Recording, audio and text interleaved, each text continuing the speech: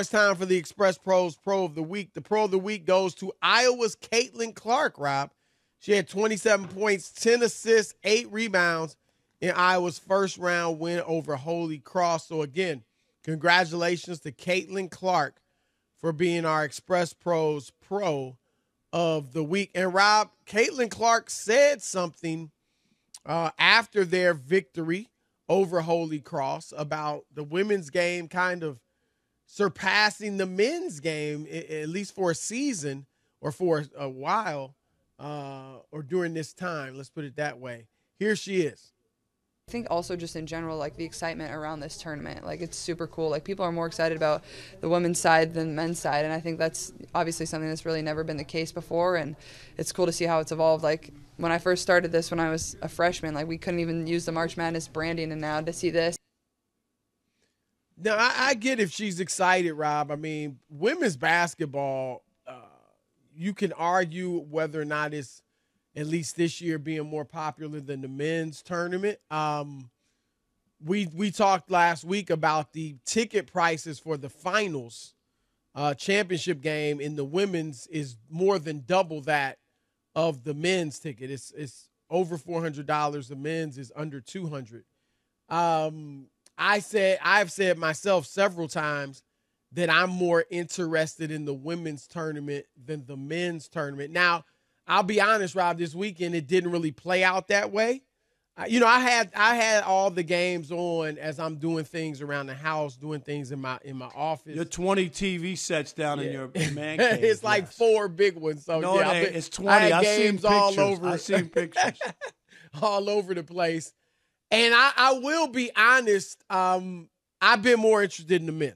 Now, I have watched some of Caitlin Clark. I've watched some of Paige Beckers. Beckers is on right now. UConn. And Paige Beckers, for those, I don't know what people know about her. Rob, she's excellent herself. She's darn near as good as Caitlin Clark.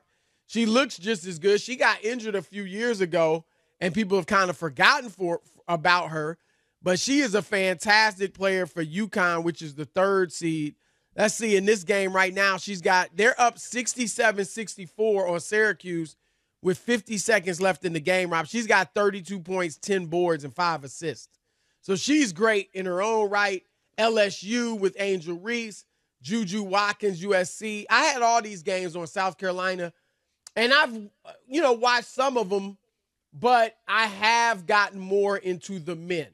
Even though I don't really know many of the men's players, just like I don't know a ton of the women's players, the men's games to this point have been better, I would say, because in women's basketball, there's still, I think, more of a gap between the haves and the have-nots. There's no one and done. They're not leaving early for the WNBA. So their really talented teams are still head and shoulders above the lesser teams. That's not the case, obviously, in the men. So the men, their games were closer. I know this has been a lot of chalk for the men in this tournament with all top 8 seeds advancing, Rob, to the Sweet 16. But there were a handful of upsets, and even when there weren't upsets, there were close games, with top seeds. So I was getting more into those games over the last 8 minutes of the game or something like that. But, look, it's a great time for women's basketball, Rob. I mean, I would say, and I want your opinion, women's basketball has never been more popular. Like, this is, I don't want to disrespect it, but almost feels like a coming out party on the national scene because I think more eyeballs are on it and more people are paying attention to it than ever, Rob. Chris, I'm going to say this. The peak interest you talk about when it comes to women's basketball, college basketball, is a mirage. It is a flat-out mirage. People are interested in Caitlin Clark, Chris, and her incredible shooting. It's must-see TV if you're around TV and you love to see somebody put up a three-pointer a la Steph Curry kind of thing that made that a phenomenon. It ain't about women's college basketball. I hate to break it to people. It just isn't. And I'm not saying that People aren't going, Chris. You talked about the ticket prices and some other things. But when Caitlin Clark is gone, we'll see how much it affects where people are on women's college basketball. They've had historic programs. You said it, Chris. There are more haves and have-nots. It's been a little bit better of late where different schools have won, but Connecticut, do you remember Tennessee with Pat Summitt? Yeah, it was Chris, Tennessee first. Then they won all the time. Pat Summitt, Yep. Gene Auriemma, right? At Baylor's Connecticut. come on, and Baylor, LSU with Mulkey. Yes. I mean, like it. You know, for the most part, who's going to be in the mix and who's winning, and it sounds good. And I'm not saying, it used kind of was like that in men's college basketball, or a little bit better, and now it's wide open because stars don't stick around. But this is about Caitlin Clark. I'm sorry, Chris, and it's not even about the other. You mentioned 3 or 4 other Juju Watkins at USC. Right. There are a couple of other really good players. But this bump, uptick, whatever you want to call it, peak interest of women's college basketball is singular. It's about her. Must see. What she's shooting from the 3/4 court, half court, the logo. Oh, my God, did you see that? That's what this is about. I agree. There's no doubt. And great individuals do raise leagues. And I'm not comparing her to these guys. We've talked about that before. We'll see what she does in the WNBA. Or I'm sure when she goes to Indiana, right? Right. But yeah, will she lift the league? But Rob, to your point, the NBA, when Dr. J went in from the ABA in 1976, that lifted the league. Then Magic and Bird came. Then Jordan. Like, one thing, and I think what transformed the NBA was when David Stern marketed individuals over the teams. And you wanted to watch certain individuals. And that's really what catapulted the league, obviously mostly Jordan, into being what it's become. And I agree with you that this is definitely all about Caitlin Clark. And the other players are, I've followed them a little bit, so I know more about them. I don't know if the casual fan knows about all these players. But it is definitely driven by Caitlin Clark. But, Rob, what it'll do is put eyeballs on some of these other players. And they're going to – Becker's, what's she, a junior, right, Rob G? So she'll have to kind of carry it next year. Juju Watkins will be a sophomore next year. She'll have to continue to play well. Like, Clark has brought the eyeballs and brought, more attention to it. And now it's going to be up when she's done to the players after her to, seize that momentum and keep carrying it. Because I agree with you, but we all love stories. You and I, Rob, made a living writing stories. People love stories, storylines. When it comes to the NBA playoffs, we want to see the big storyline. Same with the NFL. You love the sport for what it is, but storylines always make it more interesting to watch.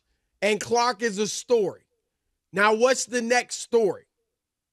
That's what women's basketball, because I agree, if she loses tonight, Rob, the tournament's going to take a hit. Big time. Chris, he's about to start playing in a few Don't moments. tell me people are going to be like, oh, well, she got me to watch and I got into it and now I'm going to keep watching. Those ratings are going to fall off the cliff. No, it would take a huge Those hit. tickets, they need her at least in the Final Four. And those tickets that people bought for $400, they'll put them on their windshield, put 2 of them, and come back outside. There'll be 4 of them sitting there. Rob, here's how popular Caitlin Clark is. This season, her team, Iowa obviously, has played in 2 of the 5 most watched collegiate games. Men or women, Rob. Men or women.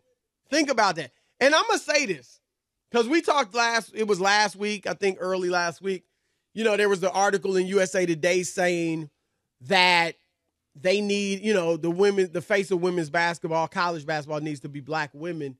And we were like, look, let it be who it's going to be. Just give everybody the opportunity.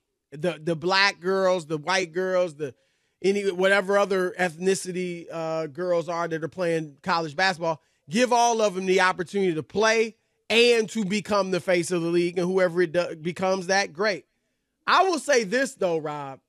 I do think the fact that she's white, it does make it more, like, I think it's captivated some of America just because she's white. Because we aren't, let's face it, we aren't used to seeing white players dominate basketball. Now in the NBA, we're used to seeing white European players dominate. But even in women, there have been more white players in women's basketball than men's. But when's the last time we just don't see it very often. So I do think, I've talked for years about, man, it'd be great to have a white American superstar, like somebody who's just awesome. Right. Well, we haven't had a Larry Bird, Chris, in a long time. No. I'm sorry. I mean, the last superstar, and he wasn't a celebrity, was probably John Stockton. Right. And he wasn't, he just wasn't that And he didn't have the personality or any of that to be that. And I remember when White Chocolate played, Chris, everybody thought, but he wasn't a superstar. He just wasn't right. He was a good player. He was a very good player, but he wasn't a superstar. Jeremy Lin, Rob, he captivated for America 2 weeks. And age. But you know what I'm saying? And granted, he was in New York. That helped. But we aren't used to seeing Asian players dominate the NBA for 2 weeks. So that was, he was on the cover of Sports Illustrated twice, Chris. That's in 2 weeks. crazy, right? And so I do think that plays a role in that regard. I think to some degree, Rob, that's human nature. I mean, when Tiger Woods took over golf, the fact that he was black, that was a big role in it for people of all races. Like, man, this black guy, I mean, I know he's cobbling Asian and all that, but whatever that means, Chris, whatever that is. I don't even know what that means. It's dominating golf. You know what I mean? Do you agree with me on Yes, Chris, I was on my honeymoon watching Tiger Woods win the Masters. I think you should have, not been watching Tiger Woods on your honeymoon. But that's how historic it was. I'm not even lying. Like, me and my ex-wife it was our honeymoon. We're sitting on the edge of the bed in Tokyo, Japan, Chris, watching him win the Masters. And I'm floored because you remember he destroyed the field. Oh, he was just, what he was doing was crazy. Right. And so I do think these are all factors. Do you agree on Clark with that? Like that's a factor in her popularity? Yes, I do believe that because the country is mostly white and we don't get to see white players perform at that. I'm talking about from the United States, and there's a difference. Right. You could say, kid yourself all you want. Like you can say it's the same thing. The National Hockey League struggles, Chris, because a lot of players are from Europe or Canada. Right. It wasn't always like that. There were players from Chicago and Buffalo. Yep. But a lot of the players are foreign. Look, women's college basketball, it is all about Caitlin Clark. You're right, and it's up to the other players now who are going to follow in her footsteps to kind of see if they can continue what she started. Good luck with that. Beckers is, and Rob, she is a junior, and right? Juju Watkins is a tremendous player. Absolutely. And so this is their time, Rob. They got to seize this moment. And I know they're just thinking about winning, but all the nation's eyes are on them. So if Watkins, has a coming out party in this tournament, Rob, and we know how great she's been this season, then that could be a good thing for them leading into next year.